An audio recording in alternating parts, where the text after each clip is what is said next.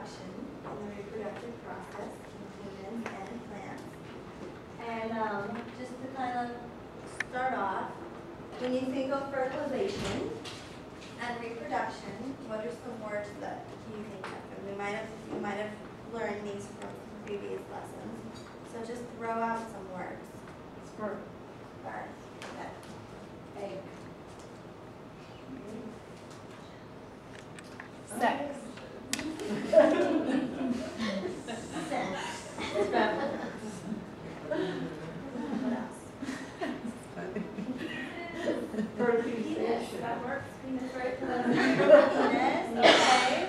Don't be shy now. No, not adults here. No side. Okay. Any other words that we can think of? Anything else we might need? Vagina. Vagina. I'll write that up. So that's how they know. That would stop the process. It's an anti-fertilization. Okay. So we're going to give you 3 minutes to answer this. Oh, we're doing a worksheet. To answer this question on your worksheet that we're going to hand out to you. So I'll start once you get it. Okay. So the first question is up at the top.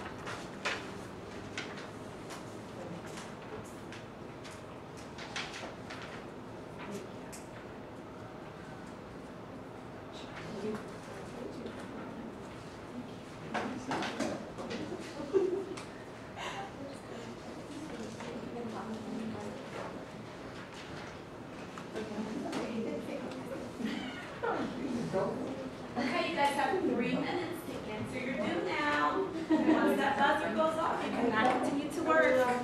You're allowed to talk with your neighbor.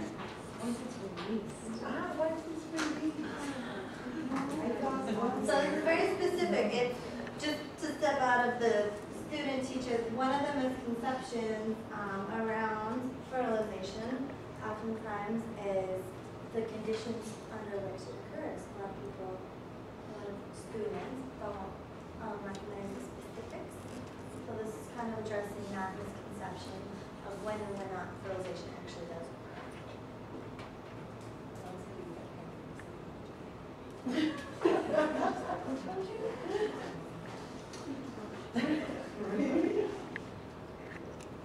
Okay, beep, beep, beep, the buzzer's up, guys. So, what are the answers that we have here? What do we think?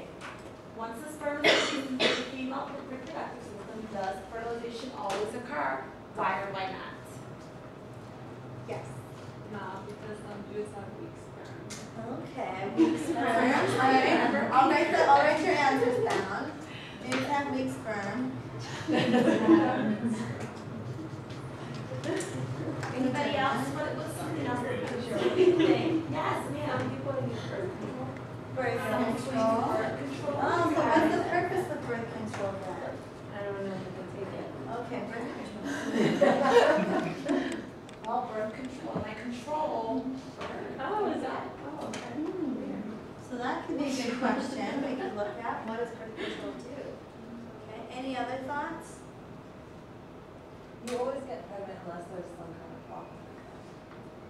Like if we don't have birth control or if the dude has weak sperm, you won't get pregnant, but otherwise you will get pregnant. Otherwise, so you always get pregnant unless the dudes have bad sperm or you have birth control. Okay, all right. So those are some thoughts. So I just need somebody to tell me what you think you're going to be, what you will be able to do by the end of this lesson. Someone can read the objective of their report. What will you be able to do? Nico, can you read that aloud for us? I really appreciate it. I will be able to explain the conditions necessary for the sperm to fertilize the egg. That was it? Go with that. Thank you. I will determine whether I will determine whether fertilization always occurs after sexual intercourse. So Eliza, what is it that Nico's going to be able to do and so will you at the end of the period? Explain the conditions necessary for the sperm to fertilize the egg, determine whether fertilization always occurs after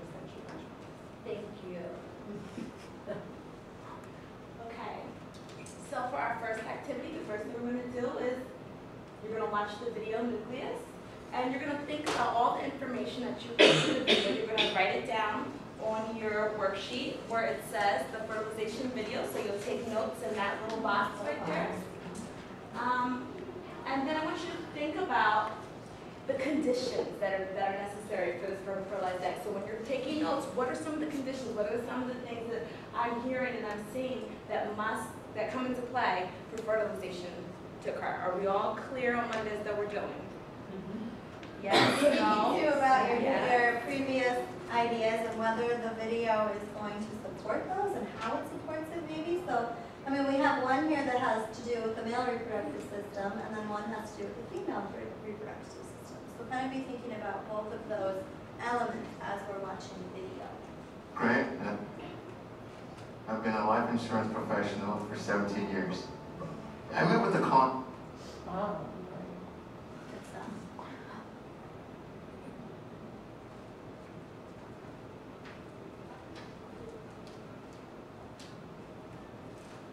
Fertilization is the epic story of a single sperm facing incredible odds to unite with an egg and form a new human life.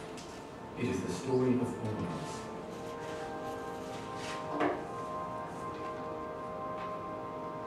During sexual intercourse, about 300 million sperm enter the vagina.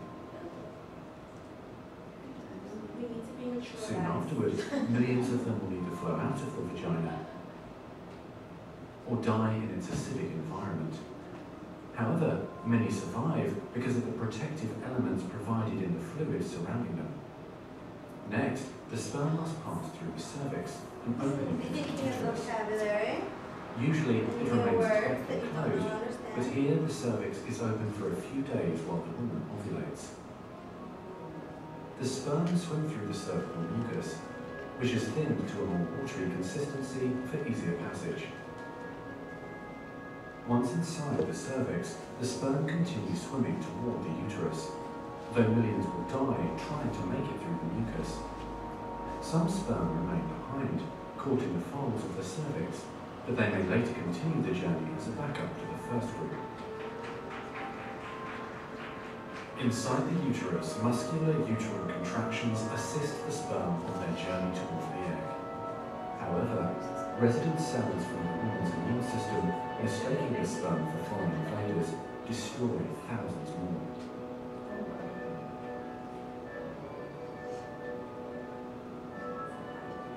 Next, half the sperm head for the empty fallopian tube, while the other half swim toward the tube containing the unfertilized egg. Now, only a few thousand remain. Inside the fallopian tube, tiny cilia push the egg toward the uterus. To continue, the sperm must surge against this motion to reach the egg. Some sperm get trapped in the cilia and die. During this part of the journey, chemicals in the reproductive tract cause the membranes covering the heads of the sperm to change. As a result, the sperm become hyperactive, swimming harder and faster toward their destination. At long last, the sperm reach the egg. Only a few dozen of the original 300 million sperm remain. The egg is covered with a layer of cells called the corona radiata. The sperm must push through this layer to reach the outer layer of the egg, the zona pellucida.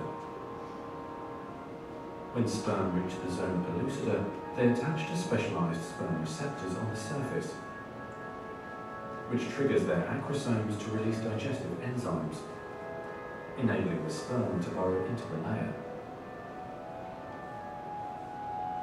Inside the zona pellucida is a narrow, fluid-filled space just outside the egg cell membrane. The first sperm to make contact will fertilize the egg. After a perilous journey and against incredible odds, a single sperm attaches to the egg cell membrane. Within a few minutes, their outer membranes fuse and the egg pulls the sperm inside. This event causes changes in the egg membrane that prevent other sperm from attaching to it. Next, the egg releases chemicals that push other sperm away from the egg and create an impenetrable fertilization membrane. As the reaction spreads outward, the zona pellucida hardens, trapping any sperm unlucky enough to be caught inside. Outside the egg, sperm are no longer able to attach to the zona pellucida. Meanwhile, inside the egg, the tightly... Wow. Thank you. Very informative, yes. Okay. Wow. What things did you write down on your box? What are some of the things that you took from the video that's new? Zona pellucida.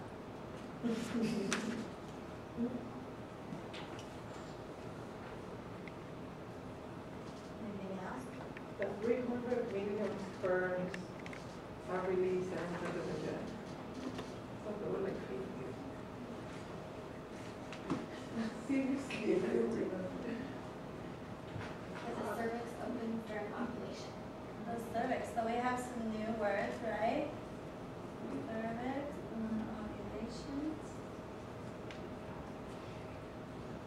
Ovulation.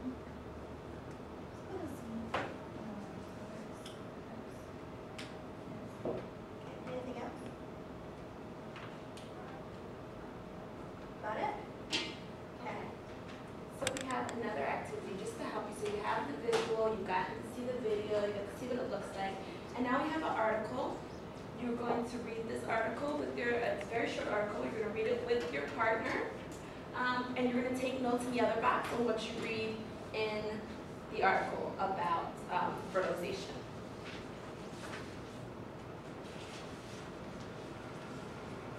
So one of you can choose to read it out loud and start to take notes.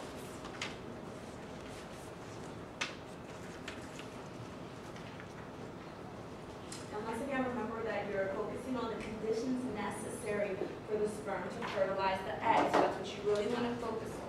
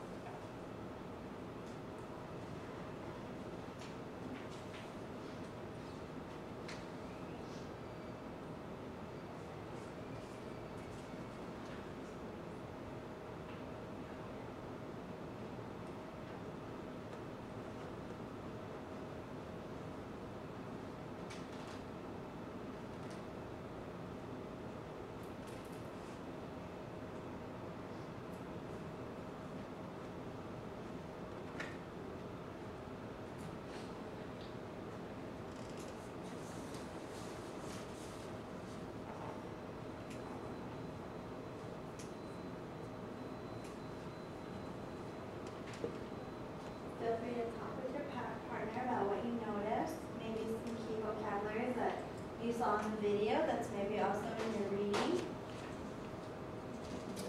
Right, so share what you've learned with your partner, add any information that they may have that you don't have to either of the boxes, and then you guys need to kind of answer the question together. What are the conditions necessary for the sperm to fertilize the egg? So you have 2 minutes. Yeah.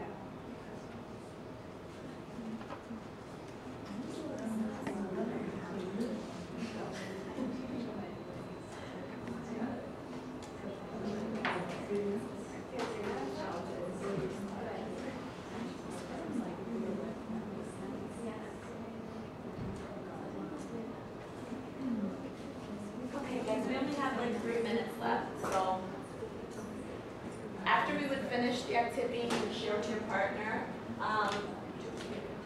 You guys would share out to the rest of the group. And then we would actually reflect back on the first question that you answered when you're due now, which was,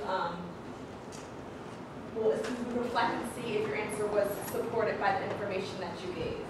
And it should have, well, if depending on what your answer was, then it either would have been supported or would have been supported. But the idea is that through the question and through the activities, you would come to the idea that just because sperm it enters into the female reproductive system, it does not mean that fertilization is always going to occur, and that there's many different conditions that have to be in place in order for that to happen. There's different elements, and if we were to do like a full-blown 45 or 90-minute lesson, we would do a sorting activity that kind of focuses around like truths and falses of different sort of scenarios and things that have to do with the reproductive system. So like this can happen, this can happen. So just to kind of sort of flesh through some of those other misconceptions. But we don't have time, so we didn't do it today. And then at the very end of the lesson, students would complete their exit ticket. So which would be the question, will sexual intercourse always result in pregnancy? Why or why not? Right, and then you just fill that out on a post-it, on my door of my classroom, I have like an exit ticket thing, so they can just place it there. And then I can look at it later and I have an idea of, okay, did they really understand whatever it is that I was trying to get them to understand better in the period? That's our form of assessment. Are there any questions?